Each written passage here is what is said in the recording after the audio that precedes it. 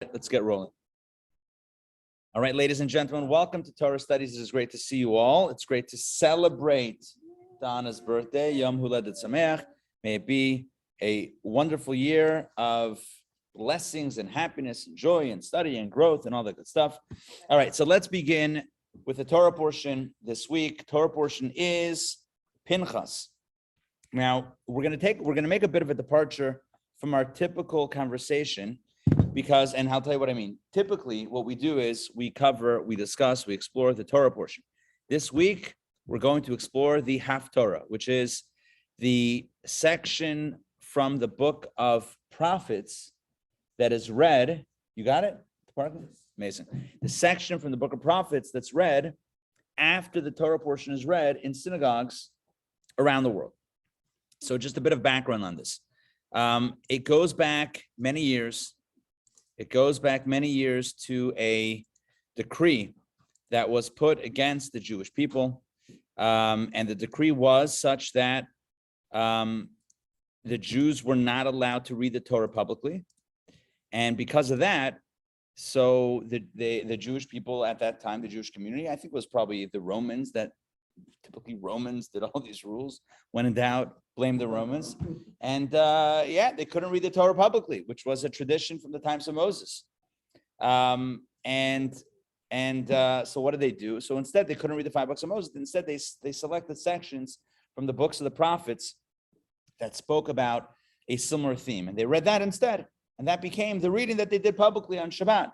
Well, after the ban was annulled, what happened was the Jews were able to read the Torah portion once again from the 5 books of Moses, from the scrolls. But since they had, since they had instituted this idea of reading from the book of the prophets, so they kept it going and they put it as an appendix, as it were, to the Torah reading itself. So, therefore, in short, to kind of summarize, in synagogues on Shabbat, we read the entire Torah portion from the Torah scroll. We lift it up, close it up, wrap it up, close it up, wrap it up, and then we pull out another book and we read a smaller section from the books of the prophets, not from a scroll. At least most synagogues use a book, not a scroll. Some use a scroll. We use Chabad customs to use a book. We read it from the book of the prophets, and it is a section that has been selected from many, many years ago that somehow relates to, parallels, mirrors the Torah portion. Make sense? Okay, that's the way it is most of the year. From this week on, things are different. From this week on, everything is different. For the next several weeks, actually until Rosh Hashanah, from now until the new year, the haftarah is going to be different. It's not going to resemble the theme of the part. You jump in. This is how we like it. It's not going to resemble the theme of the Torah portion. It's going to talk about issues related to the time period we find ourselves in. What time do we find ourselves in? So I'll tell you. Right now, we're in a time known as the 3 weeks. The 3 weeks. What are the 3 weeks? Sounds very ominous, the 3 weeks. It is ominous. The 3 weeks are the 3 weeks between the 17th of Tammuz and the 9th day of Av. It's exactly 3 weeks from 17 Tammuz to 9 Av. The 17th of Tammuz is the day that the Romans breached the walls of Jerusalem in the year 69. 3 weeks later, the temple was destroyed and burning. The second temple was destroyed and burning. So these 3 weeks are 3 weeks of mourning, where we're introspective and we think about the exile that we're in and what we've lost, the temple, the glory, the grandeur of the Jewish people and Judaism, etc., and how we yearn for that once again with the coming of Mashiach. May peace be in our days. Amen. Are we up to Israel? No, we were a week behind. In the Torah portion, we're a week behind. We're still a week behind until maybe next week. Then we catch up. But either way, Israel here, the 3 weeks is the same. In other words, the 3 weeks that we're experiencing right now, everyone's equaling the 3 weeks. And by the way, I mentioned this on Shabbat here at Chabad, but I'll mention this here at the class. In the 3 weeks, there's certain things that we don't do. Traditionally, we don't do certain things during the 3 weeks to to demonstrate that we're in a somewhat of a mourning state. We don't take haircuts because that causes extreme joy. No, I mean, it's like, okay, we don't get haircuts. That's like an affliction in Yom Kippur. That's what, those Right. things. So these types of things, right? Like a little deprivation type thing, the hair grow. I'll blame it on the 3 weeks. My hair. So no haircuts, no weddings, no concerts, no like celebratory events, that sort of thing. We try to minimize the joy. All right, that's the general rule. When the 9 days hits from Rosh Chodesh, from the first, we have to take a shot every time we talk about a prohibition. I'm kidding. I'm joking. This is the Yom Kippur drinking game. What? Yom Kippur drinking game? What? That's someone should market that Yom Kippur drinking game. Everyone would love to play the Yom Kippur drinking game. Not an empty stomach. Anyway, Chaim. It's Passover. Exact. Oh, Passover. Oh my gosh. 4 cups. Holy cow. All 5 right. if you count Elijah. Yeah. Well, Elijah's not driving. All right. Back to our story. So from the 9 days, from Rosh Chodesh, the first day of Av through the 9th of Av, those 9 days, 1, 2, 3, 4, 5, 6, 7, 8, 9, those are even a stronger level of mourning. And in those days, we minimize we don't eat meat or drink wine except for Shabbat, and we cut down on the enjoyment and what's the word I'm looking for, in pleasurable activities. We cut down even more. So we find ourselves during the 3 weeks right now, leading up to the 9th of Av. By the way, our hope is Mashiach comes, so we don't have to fast on the 9th of Av, because who has time for that, right? Goes by so fast. Kidding. Fast pun. All right. Anyway, the point is that 3 weeks, we think about the temple. And then after that, we have another 7. So the haftarahs for these 3 weeks all relate to the temple's destruction. And then, in other words, it doesn't pertain to the Torah portion. It relates to the time of year we find ourselves in. And then after Tisha B'Av, after the 9th of Av, the next 7 weeks of haftarahs relate to the idea of rebuilding the temple and a prophecy of redemption and return. And it's kind of like so there's 3 of impending doom, like build up to destruction, and then 7 of comfort that follow the 9th of Av. It would be 3 of affliction, 7 of comfort, and then 2 more about getting ready for Rosh Hashanah. And that's it. And then Rosh Hashanah is here. Happy holidays, right? So for the next, it's late. Yeah, it's very late this year. So for the next 12 weeks, right? 3 plus 7 plus 2 for the next 12 weeks, which is 12 weeks, 3 months. Thank you. For 3 months, the haftarahs are not going to pertain directly to the parsha Torah portion. Rather, they're going to relate to the time of year. Now, I'm not making this up. This is all well sourced, and if you look at the haftarahs, you'll see it's about what's going on right now. In fact, yeah. No, it didn't. Oh, 1 second. So, because if it was originally. Well, originally they read the Torah portion, and then there was a decree, and they had to read from the haftarah. From when they originally established from the books of the prophets to read from the OG, this is original. They originally established that they typically do the Torah portion, except for this time of year we go timely and topical instead of There is. You read the Torah, but the haftarah is themed after the time of year and not after the Torah portion. So yeah, you for sure read the Torah and the haftarah, but the haftarah is themed with the time of year. So let me share my screen. Let's take a look. You guys have it here. Text number 1. Donna, if you don't mind, let's begin with you. If you're up to text 1, page number 3, let me share my screen. Let's jump. Who needs glasses? There you go. You have your glasses. You can see that your glasses are there. There you go. All right. Take a look. I'm going to make this a little bit bigger on the screen. Let's jump right in. We generally read a haftarah that relates to the theme of the Torah portion until 3 weeks before Tisha B'Av 17 Tammuz. At that point, the haftarah follows the time of year. 3 readings recount the misfortune of the temple's destruction. 7 readings comfort the nation from the tragedy, and 2 readings discuss repentance before the high holidays. We read a selection from Jeremiah for Parsha Pinchas and another for Parsha Matot, And for Parsha Devarim, we read from Isaiah. So those are the first three. So the lineup over the next 3 weeks, starting from this Shabbat, is Jeremiah, Jeremiah again, and Isaiah. And those relate. By the way, this comes from the Torah.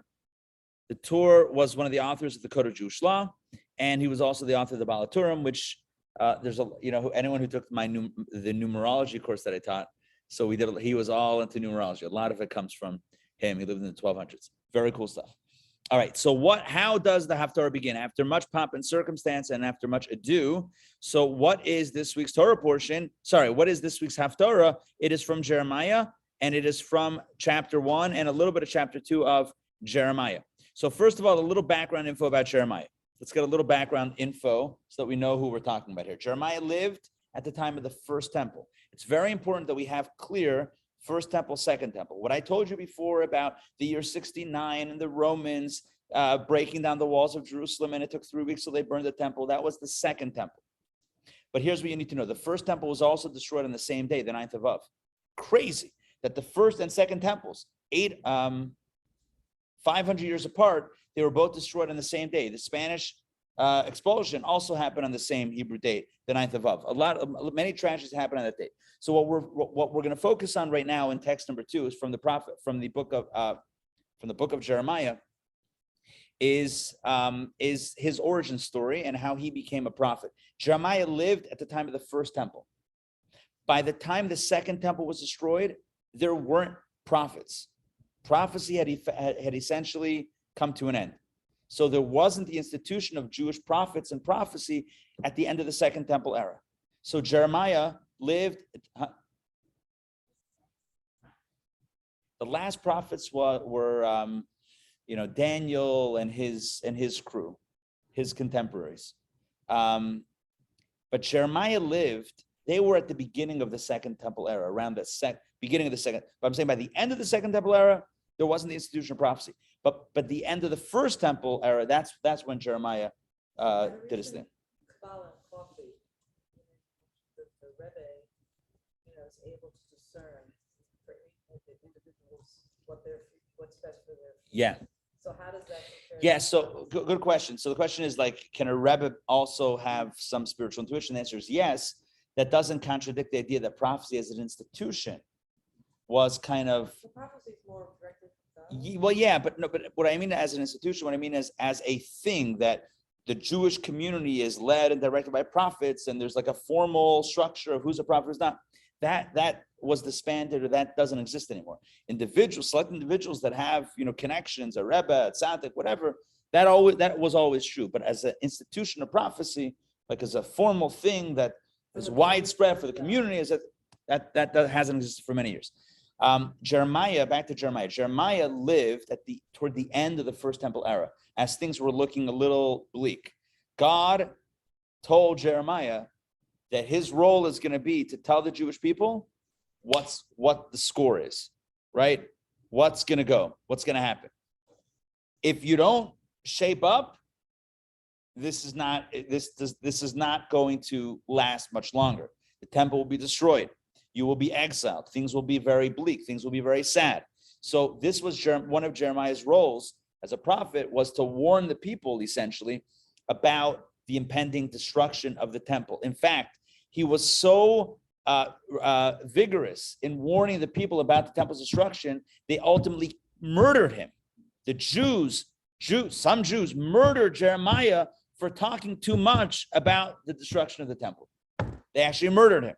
It was too sad. It was too sad, or they wanted to stop it, whatever it was. It's a very complicated topic, but that was his defining feature. So in this Shabbat, after we close the Torah, we finish the Torah reading of Pinchas, we open up the haftarah, we read from the opening of Jeremiah, and his whole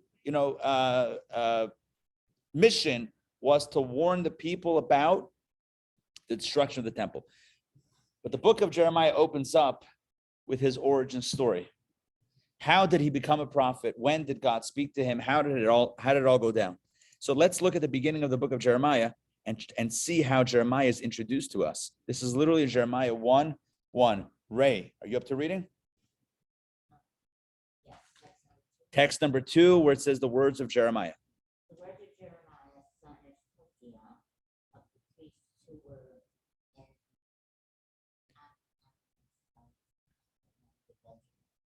then the word of God came in the days of Josiah, son of king of Judah, in the 13th year of him. And he was in the days of Yehoiakim, yes, son of Jo- Josiah.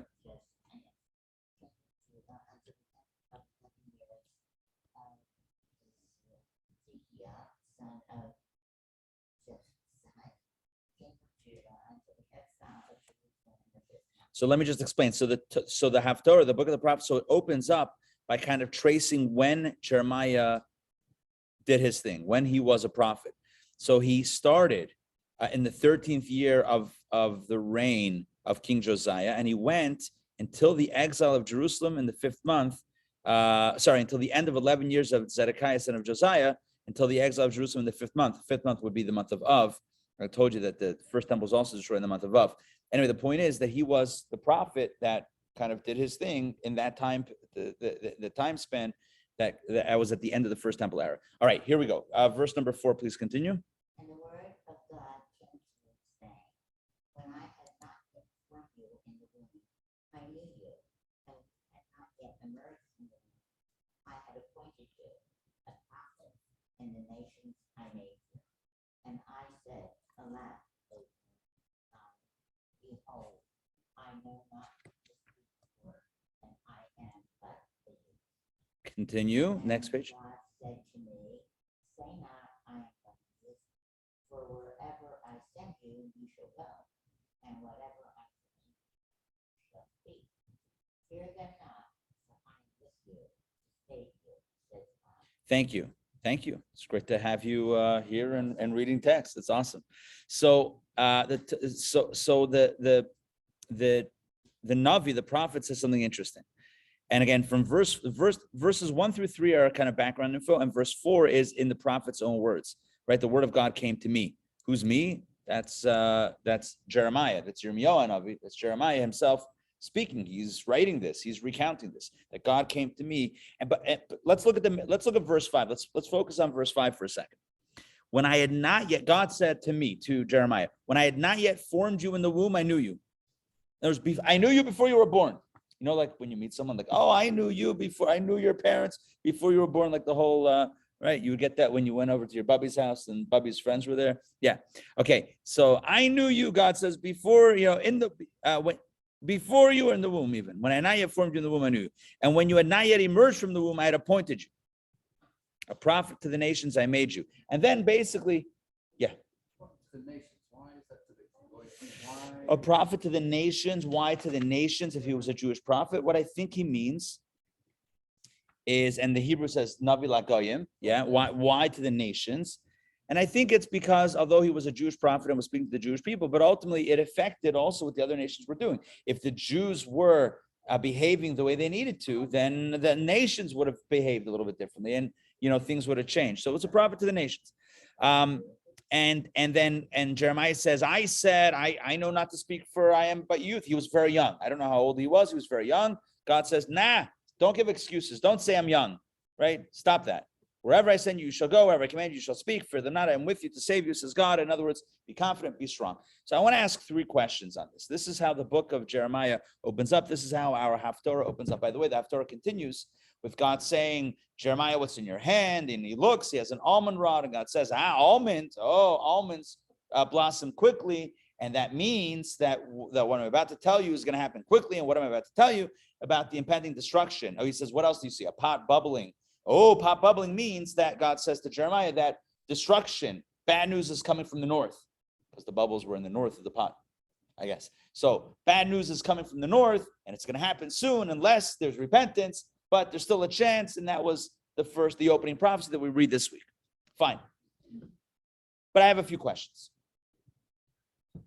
We read, I hope to not disappoint with the questions. Here we go.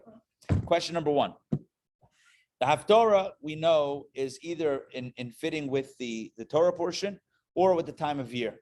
So it would be appropriate to talk about, to cite the section from Jeremiah where God says, tell the people, they better behave, they better get their act together, or else destruction is coming from the north, and it's going to come quickly. They're going to be wiped out, but there's still a chance. If they mend their ways, I still love them. Get to the chase. Why do we have to read in this week's haftarah that God spoke to him in this year, that year of the rain, and there was God said, I knew you all the way back then. Why do we need the whole origin story of Jeremiah? Again, it's like if you're learning the book of Jeremiah, that's one thing. But if we're excerpting for the haftarah, if we're excerpting to fit this time of the 3 weeks, when we're thinking about tshuva, repentance, and getting and cleaning up our act spiritually, right? So if that's the case, why not just cite the part where he says, clean up your act? Why are we going all the way back to the beginning of the book where we're getting other details? That's question number one. Question number two, if you look back at the verse, and again, I highlighted verse 5 before, and that's what I really want to highlight again. If you look back at verse number 5, God is telling him, basically, even while you were in the womb, I knew you and I appointed you, right? When you had not yet emerged from the womb, I had appointed you. A prophet to the nations, I made you. In other words, you were a prophet. He's basically saying, God saying to him, you were a prophet. This job was for you even before you were born. Okay. What would have been lost in the conversation had God said, from the moment you were born, you were earmarked for greatness? Why does he go back to the womb? Understand my question? Why does God tell him, from the womb, I knew you. From the womb, I chose you as a prophet. Why before? Okay, good. Hold that thought. Why go all the way back before birth? Why not say, if God wants to point out that, his destiny is to be a prophet and to encourage the Jewish people to repent, to do tshuva, he should have said from the moment you were born. He could have said from when you were a kid or from when you were born. Why does he go before birth? It's very dramatic. And what does it mean when God says, when I had not yet formed you in the womb, I knew you? What does it mean, I knew you? And then what does it mean that I had appointed you? Maybe appointed as a prophet. But what do these phrases, I knew you and appointed you, mean? And that's question number 3. And question number 4 is, and what does it mean for us today in 2022, this time of year? So to recap the questions, question number 1, why do we need the background? Just give us the meat. To quote the old Wendy's commercial, where's the beef, right? Give me the meat, right? Can we talk about Wendy's commercials? We just did.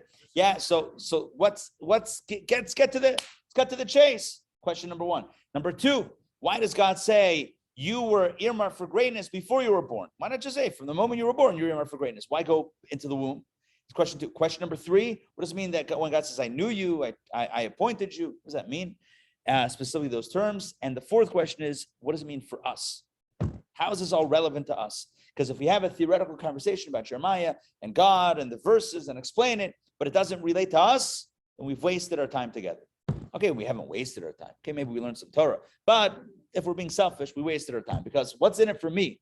What's in it for me, right? Enough about Jeremiah. Let's talk. Like the guy that goes on a date. You know this one, right? Guy goes on a date, and for an hour solid, first hour of the date, he's talking about himself. Self, I this, I that, I the other, I. Anyway, an hour in, he catches his breath. He turns to her and he says to her, so, I have done a lot of talking about myself. All right, enough. Now, what do you think about me? Right? Fine. So what is, there you go. So what does it mean? What does it mean for us? Because at the end of the day, we're trying to learn lessons from this. So to understand this, we're going to get into a topic that has many, many ramifications, including ramifications on a debate that is very real today in 2022, a debate that we're not going to get into tonight. A debate that we're not going to touch because we've actually discussed it in other classes. And tonight is not a class on this topic. Tonight is a class not on the laws related to a fetus, but rather to an essential question that relates to that. The question being, when does life begin? When does life begin? When does life begin? Does life begin at conception? Does life begin at birth? As the famous joke goes, does life begin when they graduate from medical school, right? Ask a Jewish mother, when does life begin? It graduates from medical school. No, but really, the question is, when does life begin? It's a valid question. It's a valid question. You should know that there seems to be a debate. Now, again, hold on. Before I go any further, understand this. This question is not just a theoretical question. There are many practical ramifications of this question, right? Again, as you can imagine, I'll let you use your own imagination. The question is the unborn, right, an unborn fetus, does it have the status of alive or not alive? That might be a relevant question, right? Perhaps. It's a relevant question, I would say. It's a real question. And again, tonight we're not going to get into the halachas, the laws that come out of this. But it's more to the core question, when does life begin? So when does life begin? As we'll see from sources, a few sources in the Talmud, there are actually a number of opinions amongst the Jewish scholars as to when life begins. We're going to start with a quote from the Talmud. Text number 3, Tractate Nida. Tessa, please read this one. Give me 1 second. Let me pull it up on the screen. This is a fairly famous text, one that we've done many times in past classes. But please read this because it is extremely important. Rabbi taught a fetus in its mother's womb is comparable to a folded notebook. It rests with its hands on the 2 sides of its head, its arms on its 2 knees, its heels on its 2 buttocks, and its head rests between its knees. Its mouth is closed, and its umbilicus is open. It eats from what its mother eats, and it drinks from what its mother drinks. There are no days more blissful for a person than those days when they are a fetus in their mother's womb, as the verse states, if only I were in the months of old, as in the days when God watched over me. Job 29:2. Which are the days that have months but do not have years?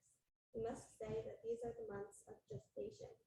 A fetus is then taught the entire Torah. All right, thank you. This is an excerpt. There's a lot that's cut out of this. This is an excerpt where the Talmud describes the condition in utero.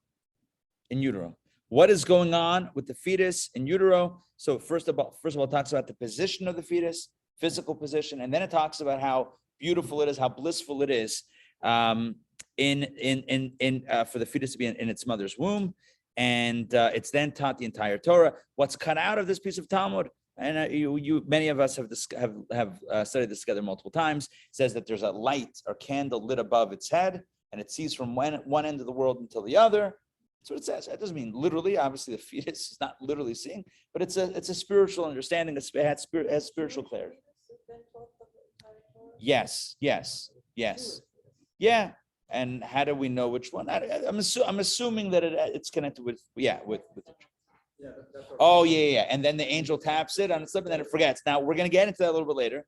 So it's a little bit crafted in this in this class today. But yeah, it also says when the fetus emerges, it's tapped on its lip, it forgets everything.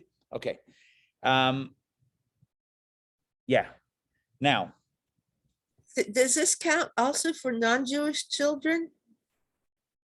Are they yeah. Don asked that question about being taught the entire Torah. My understanding is that certainly if we're talking about Torah, so the question is, what do we mean by Torah? So if we're talking about Torah as moral wisdom, moral guidance, spiritual understanding, then perhaps we could, right, 708 laws, then perhaps it applies across the board. If it's talking about Torah, like the Jewish Torah, then it would make sense that it would be for those who are Jewish, for Jewish souls. Right, and so right, so it would make sense that there's a universal teaching and then a particular teaching. That's my understanding. Now, based on this, and I'm keeping it up here for a second. Based on this, we might say, if I would ask you a question, based on this piece of Talmud, does the fetus have a soul? What would you say? Is there a soul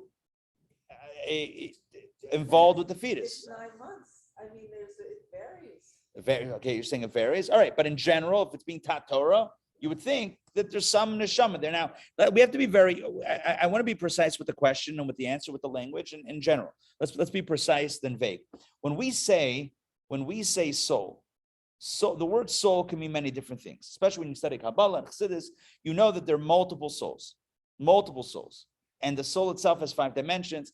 The word soul is so general, it almost means nothing unless we specify it. There's a godly soul, there's an animal soul, there's an intellectual soul. We have all these different types of souls. So the question is, when we're talking about now the question of when does life begin? In other words, when is there a soul involved, which is the definition of life? So we have to clarify, what do we mean? Do we mean a godly soul? Do we mean a vivifying soul? So here's the thing. Everything in existence has a soul. Even a stone. Why am I saying even? Because a stone that shows no signs of life, the stone doesn't grow, it doesn't move, it doesn't show any outward signs of life, there's no movement. You think stone is dead? Stone has a soul. So certainly if anything that exists has a soul. If it exists, it has a soul, right? Which means that a fetus in a womb has a soul. It exists, it has a soul. The question is not just, does it have a soul? Like a stone. Does it have a soul? Does it have a human soul, a godly soul? Does it have a soul? It seems like if it's being taught Torah, it seems like, well, that makes it sound like there's a spiritual, godly soul, not just an existential soul, but a godly soul that's being taught Torah. That's what it would seem like. Let's take a look at text 4. So that's text 3. Let's take a look at text 4 as we continue kind of weaving our way through Talmudic narratives. Centurion, please read this one. Oh, let me give a quick introduction. There's a Mishnah that says, I'm putting it up here, text 5. You know what, Centurion, please read text number 5. And then we'll get back to text 4. We're gonna do this in a bit of a different order. Every Jew has a portion, the world to come as it says. Your people, all of them righteous, shall possess the land forever. They are the shoot that I planted, my handiwork to be glorified. So the Mishnah says, thank you. The Mishnah says, Kol Yisrael yesh lahem chelek le'olam haba. All Israel has a portion in the world to come. Okay? Here's my question. It's in Pirkei Avot. That's how we start Pirkei Avot. That's the opening line of Pirkei Avot every Shabbat. We learn this. It's these 2 lines. Now, here's my question. It says, every Jew has a share in the world to come. But it's not exclusive. It's not only Jews, but it just says every Jew has a share in the world to come. It's a Jewish text speaking to a Jewish community. Now, here's the question. At what point is the Jew considered to have earned the world to come? Does that make sense? No, my question doesn't make sense. It makes sense, but I didn't articulate it well. It says, Kol Yisrael, all of Israel have a share in the world to come. At what stage is that line triggered? Boom, now you've got it. So life, right? As soon as a Jew is alive, then they get a share in the world to come. When is a person alive? That's the question. So when does life begin? So now the Talmud discusses this in Tractate Sanhedrin. The Talmud now breaks this down. So when does this kick in? Does the question make sense? Okay. So now let's go back to text number 4. Elio, please read this one. He was taught, when does an infant enter the world to come? Now understand the question. When does an infant enter the world to come? What do you mean? Well, by the way, world to come doesn't mean heaven. It means Messianic era Mashiach. And Tchias HaMesim means resurrection of the dead. So when does an infant enter the world to come? When Mashiach comes. Done. And that's not the question. The question is not when. Everyone's going to do that together. The question is when does it end? When does it gain the status of a life to then earn the ticket to the world to come? Does that make sense? When does life begin? That's the question. When does life begin? If you ever wondered, does the Talmud discuss when life begins? Literally right here, Tractate Sanhedrin 110b. Continue. And 5 different opinions. Jump in. Yeah, 5 different opinions. Rabbi Chia and Rabbi Shimon bar Rebbe disagree. One said from when they are born, and the other said from when they speak. Ravina said from the moment of conception. Rav Nachman bar Yitzhak said from circumcision. Atana taught in the name of Rabbi Meir from the moment the infant says Amen for the first time. We have 5 different opinions. We're going to start from earliest to latest. So one opinion says, Ravina says, from the moment of conception, there's life, and that life earns a share in the world to come. Done. Conception. Next opinion, I'm not going in order here, I'm going in chronological order. The next opinion says from birth, the moment the fetus emerges from its mother's womb, it earns its ticket, punches its ticket to the world to come. Next opinion says, no, not from conception, not from birth, from time of circumcision. 8 days later. 8 days later. Punches its ticket for a boy. For a girl, it will be at birth. Okay, that's the third opinion. Fourth opinion says, no, from the moment a child speaks for the first time, the first words of my Bechar, my firstborn son, Nasan, lemon seltzer. I'm kidding. It was like his third after Mama and Dada, it was lemon seltzer. Anyway, so the first words. And then the last opinion, or the latest opinion says, from when the infant says Amen, answering a blessing for the first time, i.e. the first mitzvah. It's not really a mitzvah, like a child can't do a mitzvah, but at least answering Amen to a mitzvah or a blessing, the first Jewish action, that's when it punches its ticket to the world to come. So again, we have a teaching in the Mishnah.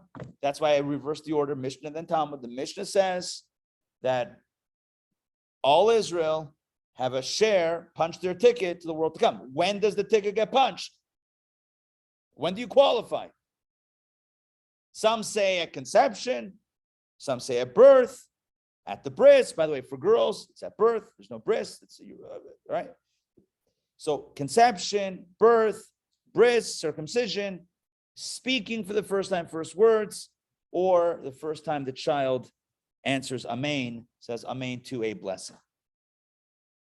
Question here is, how do we reconcile all these opinions? Now you could say, well, you have different opinions, and who needs to reconcile them? Different opinions. That's it. And yet, what Kabbalah and Hasidic philosophy come along and do is they reconcile these texts, the mystical texts of Judaism, reconcile these Talmudic opinions and say, you know what? They all are correct. How can they all be correct? Because they speak about different stages in the development of life itself. In other words, when we talk about the question, when we ask the question, we explore the question, when does life begin? It's a bit of a complicated question. Because what is life? When does life begin? I first need to know what life is. What's life? I'm going to give you a definition of life. Okay, here's my definition. Life is when the soul and the body come together. So when does that happen? It's complicated. It's complicated. It's a process. It's a process. When does body and soul come together? Well, by conception. There's some element of being paired up. The soul is paired up with the body at that point. There's a soul and a body that are earmarked for each other. Okay. As gestation, as Donna mentioned, as gestation develops, that relationship gets closer and closer. At birth, there's an even closer union. Now there's a measure of independence, right? The child is now thrust into the world, and now it has to breathe on its own. So now it has its own, like its soul is really powering its body. It can't rely on its mother, to eat and breathe and all that stuff. To eat and drink, I mean. Then you have other stages of development. And as we'll see as we go throughout in the next few minutes, there are many, many stages in which or at which the body and soul get closer and closer together. I'll give you a parallel example. If somebody would ask you, so tell me, so when does a person become mature? How would you answer that?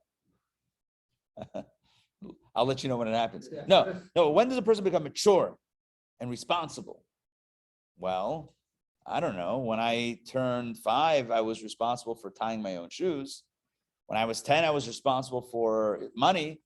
When I was 20, I was responsible for getting a job. I mean, you understand the word responsible and mature evolves and can mean many different things. As we get older, the stakes are higher and everything is, it takes on a more weighty note. That's not about weighty, but it just takes on a different energy and a greater energy. The same thing is true with life itself. If life is the integration of body and soul, when does that happen? It's ongoing. It's still going on. We're still trying to get in touch with our soul. Are you with me on this? We're still learning to hear the voice of our soul and to understand its needs and wants. And not only listen to the body, but listen to the soul. We're working on it. It's a work in progress. So it begins at conception. 100% it begins at conception. It continues through gestation. It continues at birth. It continues and deepens and develops at a bris. It continues at different stages of education, including first words and the first amen, and then bar bat mitzvah. So there's different stages, and each stage is a greater integration. So when does life begin? Depends on how you define begin. When does it begin? Generally, conception. When does it begin? On the next level at birth, the next level at the birth, the next level, etc. You with me on this? Makes sense? In other words, it unfolds in stages. Again, this is relevant to many questions, right? It's relevant to many questions, halachic questions. I'll just say this, although it's not the topic for tonight. The Talmud unequivocally says that if a mother's life is in danger by the fetus, then you abort the fetus to save the life of the mother. And Rashi says, because it is not a full life. It's not a full life. What does it mean, full life? Is it life or not life? Full life. But based on this, we can understand. It's life, but it's not fully integrated yet. It doesn't have the next stage. So it has, but it doesn't have. So again, in the Talmud, we have 5 opinions. It's a spark. It's a spark, and it's associated. It's 100% associated. It's earmarked. It's connected. And on some level, we do call that life. On another level, we don't call that life. It's all relative. Relative to what was before conception, this is life. Relative to what comes later, it's not full because it doesn't have that independence. Let's take a look at how the Rebbe describes this. I'm going to read text number 6. We'll go through a few texts, and then we're going to bring it back to our discussion about Jeremiah in the 3 weeks and our life today in 2022. Here's what the Rebbe says. When the fetus is in its mother's womb, it has a godly soul, but that soul is not integrated with its body, or I would say it's not fully integrated. This is page 8, text 6. Even the purely physical life force is not fully revealed and active. In other words, not only is the godly soul not integrated fully, but even the biological soul is not fully active. Hence, it is sustained by the food of the mother. True entrance of the soul into the body is when the body and soul become unified and integrated, such as one can see the soul effect in the body. In other words, when you look at the fetus, do you see that this fetus is self-powered or is powered by something else? The answer is B, powered by something else, in this case, someone else, right? The child is plugged into its mother. The fetus, not child, the fetus is plugged in, right? It's plugged in. That's how it's like, plugged in. You cut the cord, that's it, right? It's not going to survive. It's plugged in. So does it have its own life? Sort of, but not fully, right? That's what the Rebbe is saying here, right? True entrance is of the soul into the body is when this body and soul become unified and integrated, such as one can see the soul effect in the body, i.e. at birth. Even once a child is born, however, the Rebbe says, still not full. The effect of the godly soul is not immediately apparent. Rather, it is their animating soul, which is synonymous with their physical life force, that drives their existence. What does a baby do? Cries, middle of the night, 2 a.m., 3 a.m. The mother's trying to sleep. Father's trying to sleep. What happens? The baby's crying. Why is the baby crying? The baby's hungry.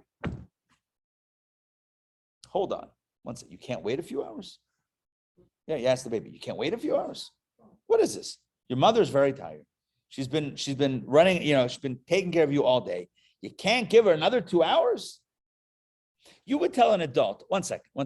If your neighbor came knocking on your door 3 a.m., like pounding on your door, open up. You're like, oh my God, it's an emergency. All right, you come running downstairs. Run downstairs, open up the front door. Can I have a glass of milk? Like, are you out of your mind? A glass of milk? You're going to wait till 6 a.m. You can wait till the morning. What are you doing? Glass of milk. You need a glass of milk at 2 a.m. And yet, a baby, that's it. Done. In other words, and this is not a criticism of babies. This is just a fact of life. By the way, all of us, we were all babies. I don't know anyone who started off as an adult, even though if we can't imagine it, we were all in that role, waking up other people for our own needs. It's self-centered. That's not a bad thing. It's a reality. We all started our life very self-centered.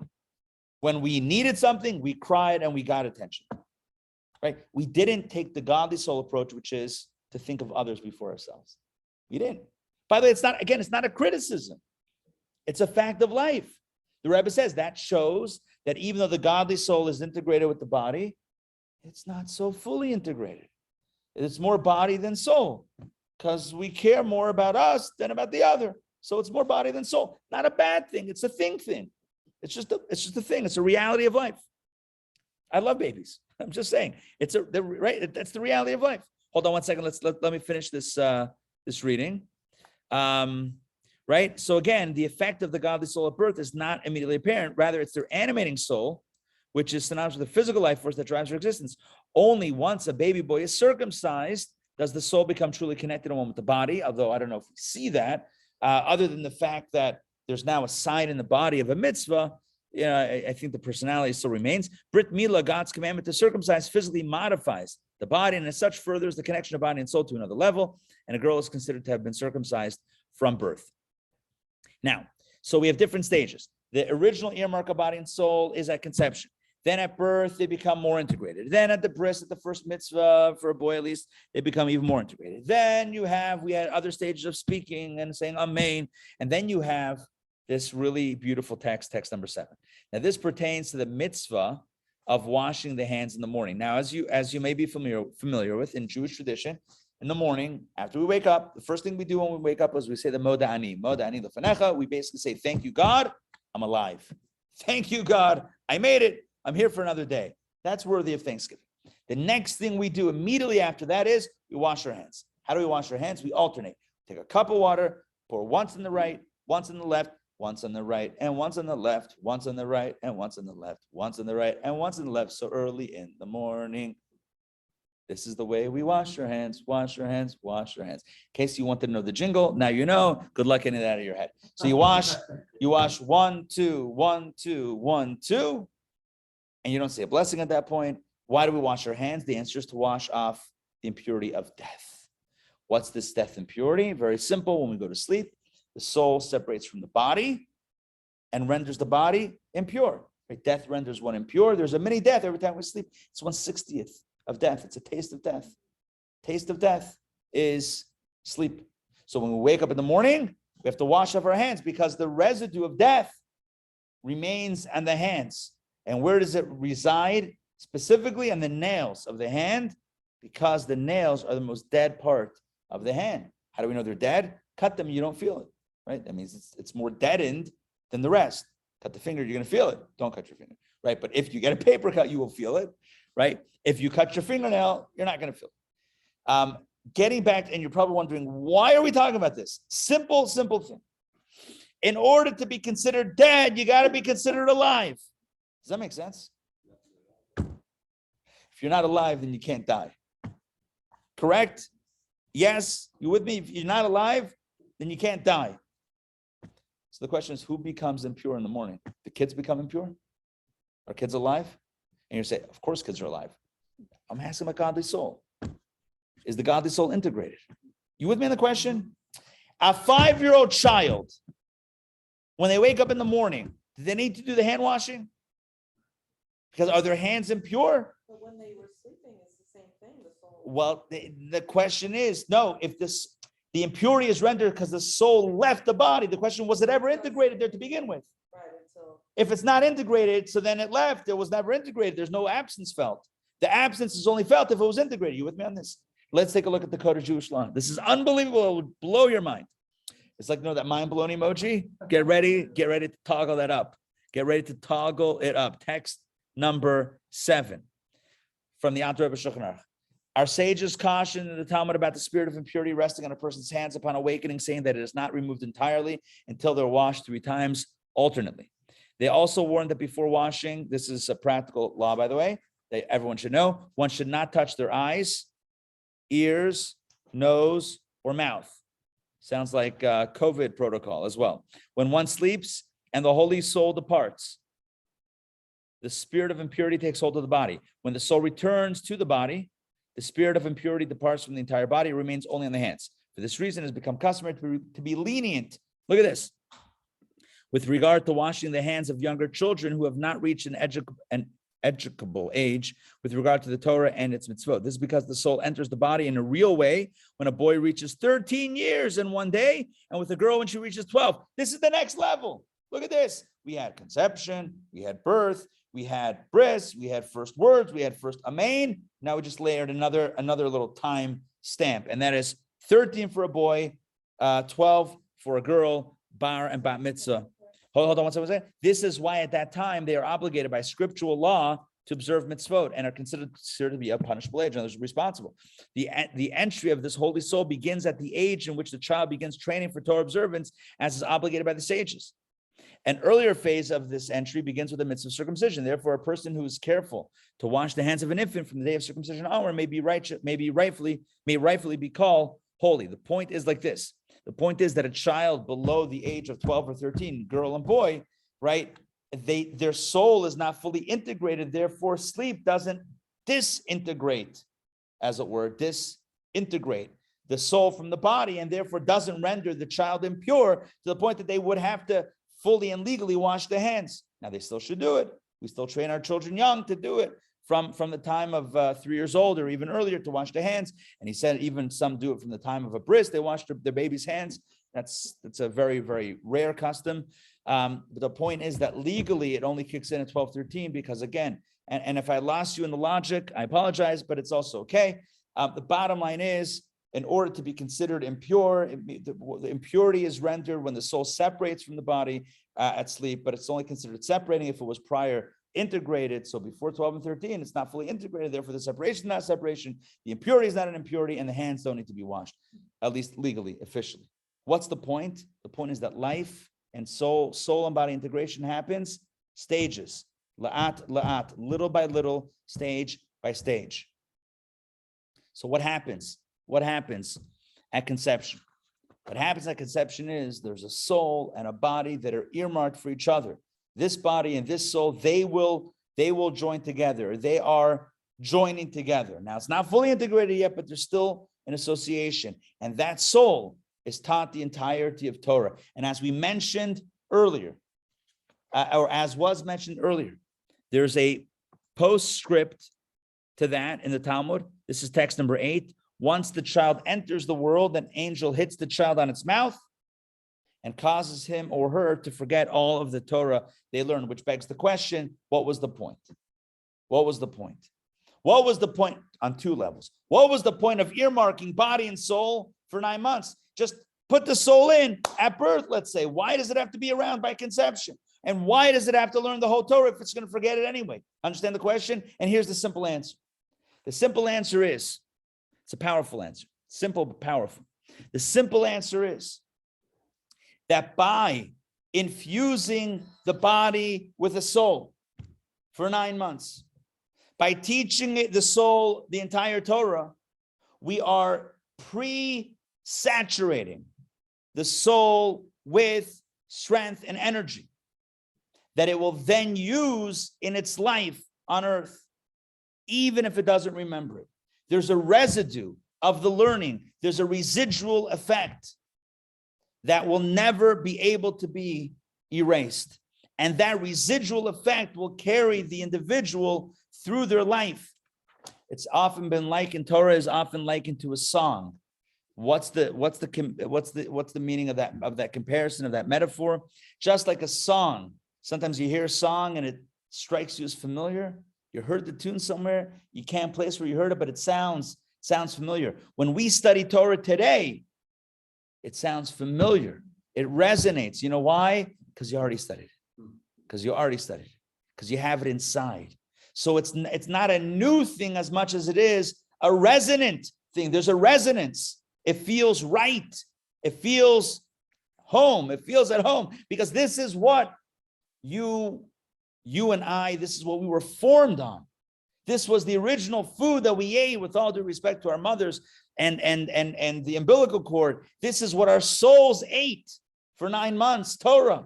So even though once it crosses over to the other side, i.e. birth, the angel slaps it on the lip, hopefully gently, and causes the child, the child now to forget the entire Torah, and the soul no longer remembers, it remembers. It doesn't remember in an overt way, in an apparent way, but it remembers as a deep memory that can't really be erased. Can't really be erased.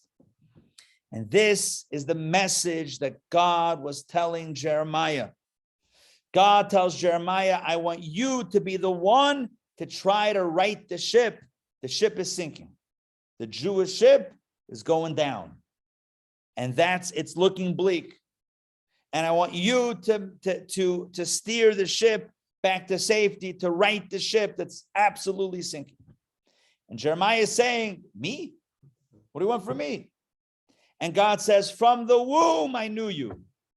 From the womb I appointed you. You know what that means? It means that you have the strength because your soul from the beginning has been given this mission. Your soul was given this mission. It's not something that you have to somehow discover now for the first time or somehow get these energies. You're just like we study Torah in utero in order so that later on we have what to draw from, because it's part of our DNA. It never gets pulled out of us all the way. The same thing is true with the gifts and the mission that we have.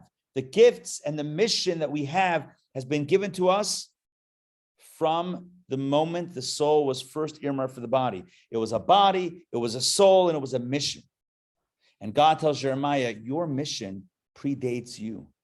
It's older than your birth certificate.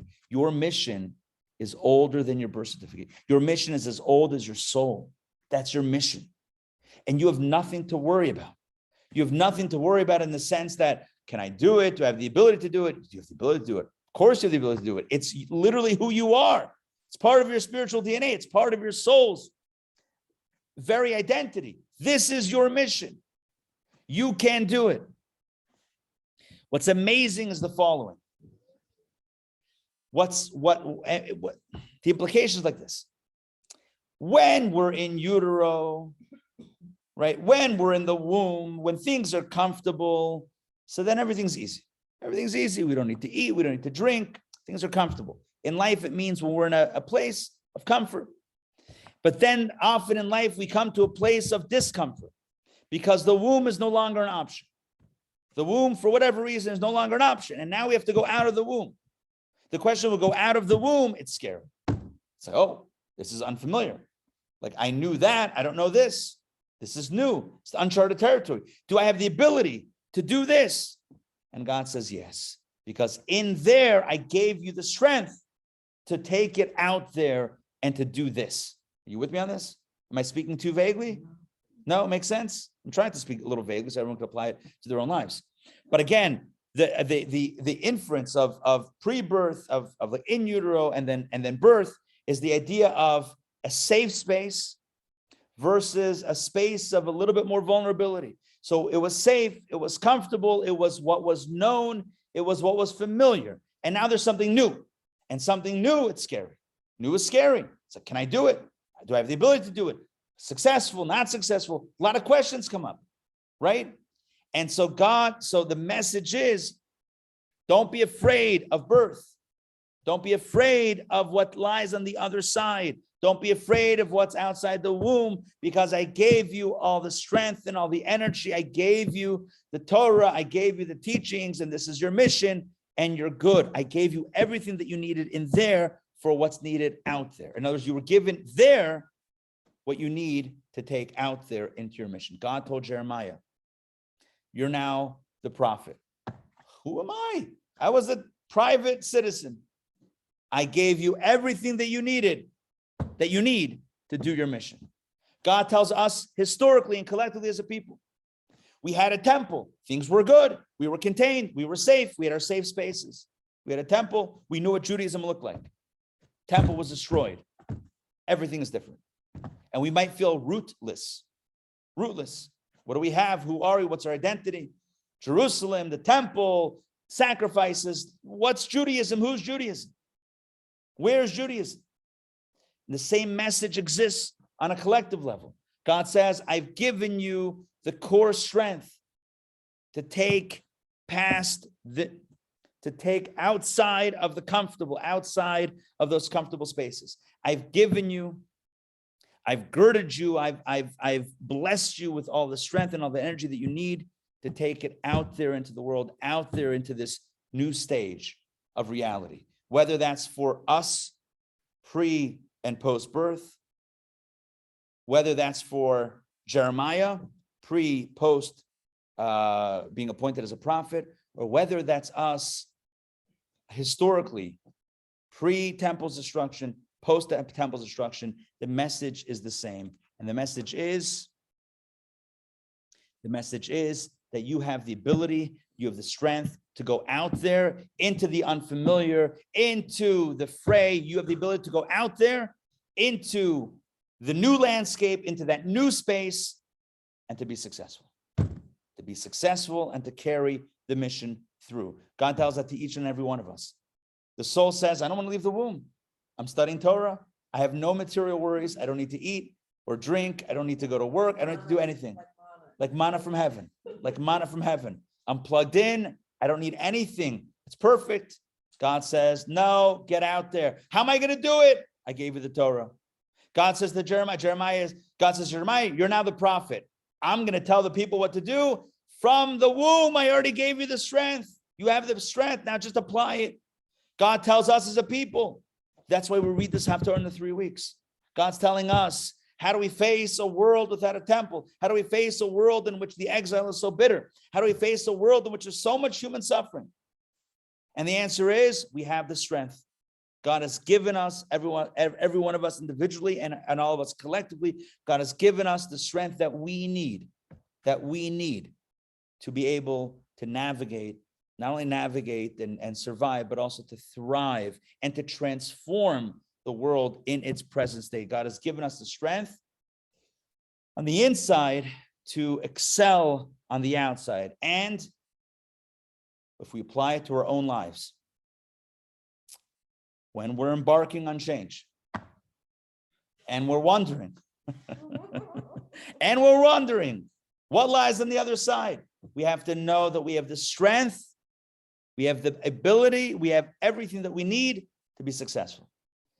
One more point, and then we'll close it out. Jeremiah was told that his mission is to be there for others. His mission is to inspire others on a good path. And the Rebbe says the same thing is for every one of us. Our mission in life is not just to go out there into those vulnerable spaces and thrive, but it's in those vulnerable spaces to not only put on our own oxygen mask, but to help someone else with their oxygen mask. Not only that we should survive and thrive, but that we should make sure that the other one next to us, our fellow passengers in this journey called life, are also okay, are also taken care of.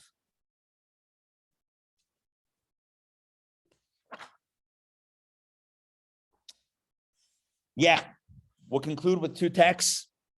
Don't worry, I promise we will conclude at some point. In case anyone is wondering, there will be an end to this class and it's coming soon. Text number, speedily in our days. Amen. Text number 11, the Alter Rebbe says the following: the reason to teach the fetus all of Torah is to illuminate it with a divine light that inspires love and fear of God. Though transcendent, the Torah he or she has learned will serve to inspire the soul. Still, they must be made to forget the Torah, so as to grant the person freedom to choose good over bad. But the soul is impacted deeply by the study, and through it gains the power to elevate the body in which it is integrated. This is inspired by the residue or the scar, I don't like that word, scar, left by the Torah learning in the womb. The Alter Rebbe doesn't use the word scar. It's from the residue left by Torah learning in the womb. And finally, the Rebbe's text, this is the meaning of when God said to Jeremiah, when you had not yet emerged from the womb, I had appointed you. Not only were you imbued with the Holy Soul, but you were also sanctified. You're also sanctified. Hikdashticha has not only appointed you, but I made you holy. Already in the womb, you were prepared and empowered for your entrance to the world by studying the entire Torah. Yeah. And one last text. It is demanded from every Jew that together with whatever he or she is doing internally with their own soul, he or she must also engage another, just like Jeremiah, engage another fellow passenger in life all the way to the lowest other possible. We must be concerned that even that other person becomes a vehicle for the wellsprings of Torah and mitzvot. This is the connection between the ideas discussed and the 3 weeks. The entire reason why we were dispatched into exile was to purify and uplift the very fabric of exile. We must do this to the extent that we turn the darkness itself into light. We are Jeremiah. Jeremiah might have been a bullfrog, as Dina Malka wrote, but we are Jeremiah. Hashtag, we are Jeremiah. And that means that God is calling on each and every one of us to stand up to the darkness and to be a point of light in an otherwise bleak and oftentimes bleak world and dark world, against the backdrop of darkness, to be the shining light that the world needs. And not only that we should shine, but that we should help the other one shine as well. Not just shine in a selfish way, but shine selflessly, sharing our light with others or inspiring others to share their light, being a good example of what it means to be a shining light, and thus inspiring others to share their light. And soon, all of those billions of points on the map of this planet will light up with their own light. And soon the world will be engulfed in light. And that will bring Mashiach. May it be speedily in our days. And let us say, Amen. Thank you very much for joining me tonight. Hope this made sense, number one, and hope it was maybe even inspiring as well. Questions, comments? Yes. So, I feel like this discussion has given some insights into the otherwise not understandable idea of miscarriage. Because there's a soul, if a Jewish soul exists, and it will be in the world to come. And there is even a measure of life. Right. Yeah, powerful. But I would think then that there should be some, in Judaism, some type of ceremony or marking. Ritual, yeah. Yeah. Like, could you repeat that? I didn't Discuss hear. further.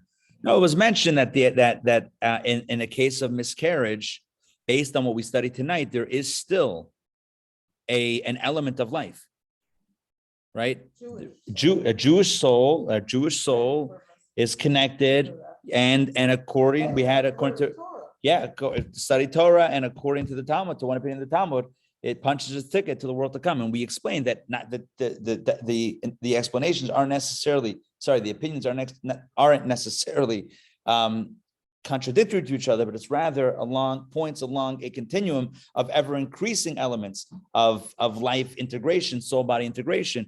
But it begins with conception. It's a very powerful idea. Yeah. Questions, comments? Otherwise, other questions, comments? There's a weak analogy, but like the not want to come out, not to be born. It's like us in the 40 years in the desert.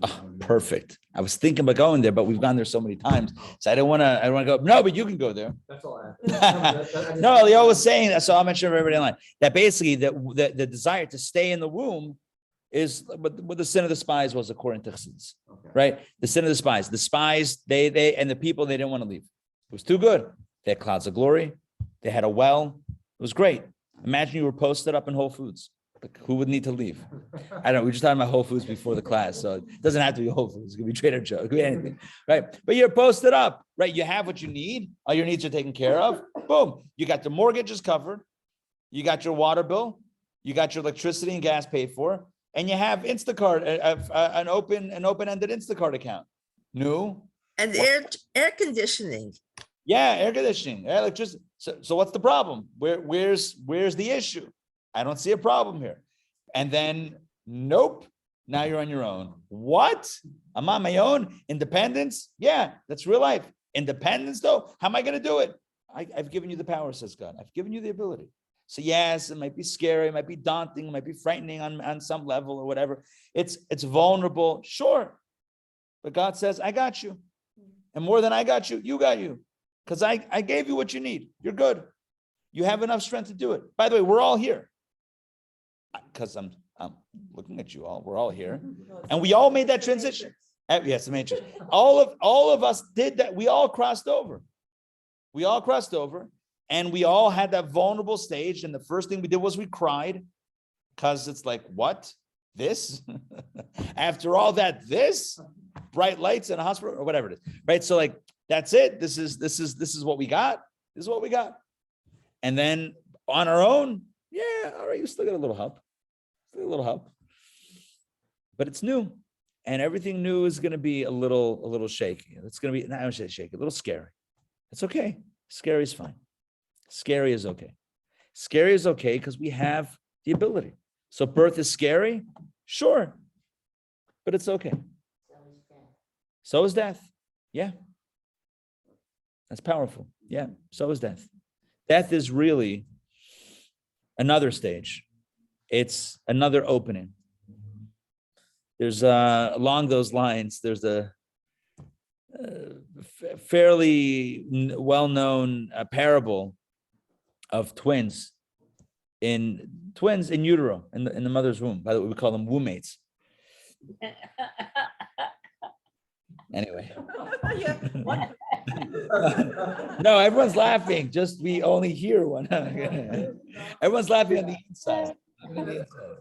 So yeah, you have womb mates. You have twins. What happens next? And one person and one of them is very scared and says, "That's it. So birth, we're done. Birth is the end.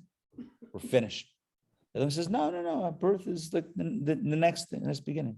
And they're going back and forth, like they're debating what's going to happen after birth, right? We know what happens. It's the next stage, but you don't know that on the inside. Same thing as this is also on the inside. We don't know what's on the other side, but it's the next stage. It's the next stage in the journey. But you're right. Thank you for sharing that. It's scary. It's scary. There's no doubt that it can be scary. I also was, so Jeremiah is similar to Moses in the fact that, both were like Reluctant leaders. Yeah. So God says to him, "You got this. I gave you everything from the womb." In other words, your soul. It's not just that you've developed it or it's from your original conception, I think he even said before you were Before. Means the soul even before it was matched with your body. It was still in the hopper when it was still like at the manufacturer. It already had those abilities. Which again, the key point here to me, the key idea is that when you find yourself in a moment, in a stage in life or in a moment or whatever it is, and things seem daunting, and the question is, how am I going to do this? And do I have the ability? Can I do this? And what was comfortable is back there, and now I'm here. So what do I do? Can I do this? If that's the question, the answer is yes. Yes. We have to believe that Hashem has given us the ability to see this through, and it's going to be good. It'll be good. Yetov, because we have the strength, we have the ability, and as the Rebbe said, we have each other. Right? Everyone should be on this journey of self-discovery. We should be also looking out for our neighbors. We should be looking out for the one next to us, not just selfishly swimming. So I'll end with this story. It's one of my favorite stories ever in life. One of my favorite stories. It's like probably my top 500. I'm kidding. It's like really top. It's really high on the list. Can't say the favorite, but it's well on high on the list. Story goes, it's a real story. Reb Mendel Futterfass, he was a Chabad Chassid who lived in the 1900s. That wasn't that long ago. 20 years ago. He passed away like a few decades, like 15, 20 years ago. Not that long ago. He was very active in the Chabad underground in the former Soviet Union, and he was arrested by the KGB, and they sent him to Siberia for a decade. He survived, and then he made it out, and he lived his life, and he was amazing. He always maintained a positive disposition. So he tells a story. He farbrained and he spoke, and he had most incredible stories. When you're open to life, you have so many stories. When you're closed, no stories. When you're open, stories for days. So this guy, he said, so Reb Mendel, So he was speaking with this guy. Oh, he saw a Russian that was in Siberia with him. Saw this Russian guy just crying. So he goes over to him. He says, "Tell me why you're crying. What's wrong? You got a friend. What's wrong?" This guy wasn't Jewish. So he said, "I miss my horse." "You miss your horse? You don't understand. I'm a Kazakh. And the Kazakh horses are like, you can't, the Kazakh horses, these are horses. These are horses. It's unbelievable, these horses. Let me tell you about the Kazakh horses. They're strong. They're heroic. They're brave. These horses are amazing." He says to Remendel, "You know how we get the horses? How do you get a Kazakh horse? Here's what you do. You take existing horses that you've trained, and you ride deep into the Russian forest to find the most wild pack of horses you can find. These are wild, untrained, unbridled, just raw, powerful Russian horses. You find a pack of wild horses, and you take your horses, and you drive them, push them, you push them to the river, to a river that's flowing really fast. Push the horses to the river and push them into the river. And the weak ones would drown.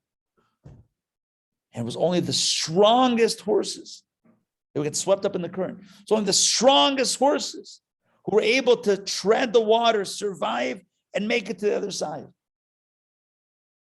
He says to Reb Mendel, "That still didn't make the Kazakh horse. You know what the Kazakh horse was? It was the horse that after having gone to the other side, went back into the water and pulled out the other horses. That's a Kazakh horse." Remendel said later at a Farbrengen, that's what we're supposed to be. That's a chassid. Not someone who's able to tread water in this river of life. Not even someone who can make it to the other side and be strong, but someone who goes back in and helps someone else. In this journey of life, we don't journey alone. And if the message that we take from tonight is only I can do it and I can survive and I can thrive because I have the power, a God-given ability to stand up to this challenge, to this new challenge at hand, if that's the only message, then I've fallen short.